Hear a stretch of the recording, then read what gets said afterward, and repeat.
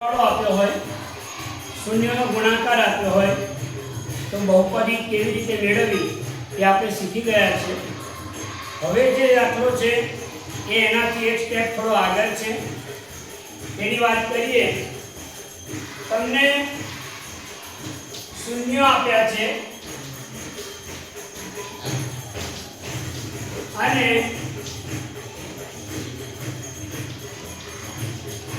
બહુપદી શોધો.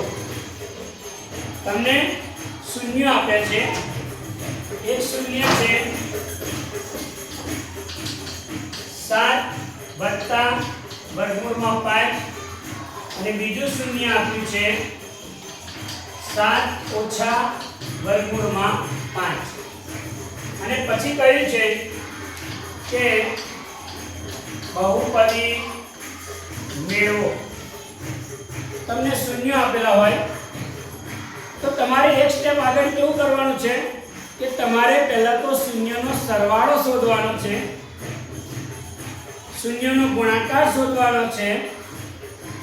શૂન્યનો સરવાળો અને શૂન્યનો ગુણાકાર શોધ્યા બાદ આપણે જે રીતે દાખલો ગણીએ છીએ એ જ રીતે દાખલો આગળ ગણવાનો છે.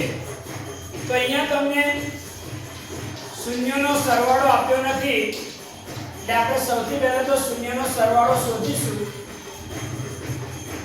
ચાલો, પહેલું શૂન્ય કયું છે 7 વત્તા વર્ગમૂળમાં 5 અને બીજું શૂન્ય છે 7 ઓછા વર્ગમૂળમાં 5. આ રીતે બે શૂન્ય લખીશું એટલે કૌંસ છોડીશું. 7 વત્તા વર્ગમૂળમાં 5 7 ઓછા વર્ગમૂળમાં 5 એટલે આ બે ગયા. એટલે મારા શૂન્યનો સરવાળો કેટલો આવ્યો? 14. તેના ઉપરથી મને શૂન્યનો સરવાળો મળી ગયો. હવે આપણે શોધીશું શૂન્યનો ગુણાકાર.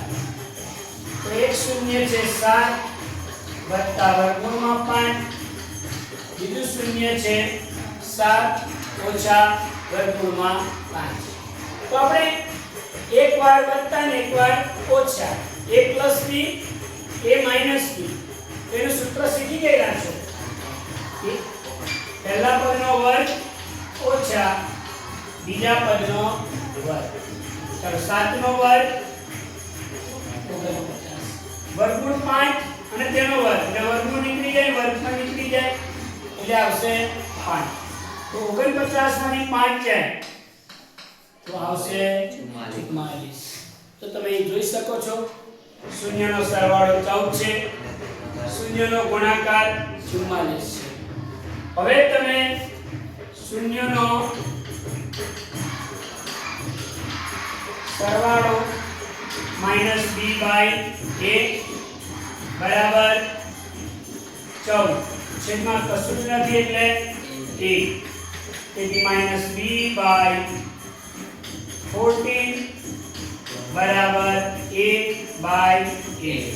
એના બરાબર કેટલા ધારી લઈશું? 1. તો શું થશે? તેથી -b બરાબર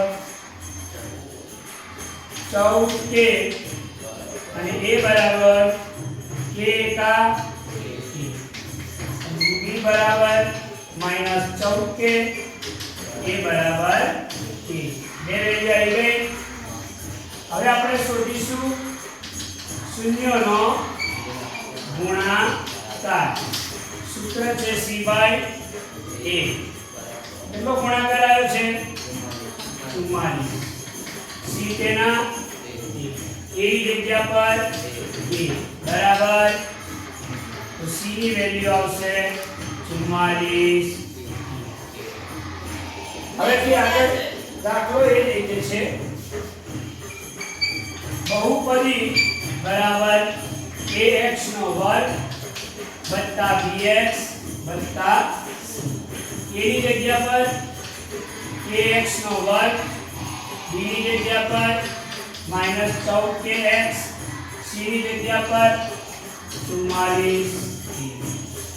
તો ax નો વર્ગ ઓછા 14kx વત્તા 44 a.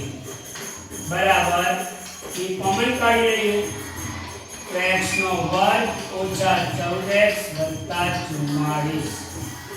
તો આ પ્રકારે તમે બહુપદી શોધી શકો છો.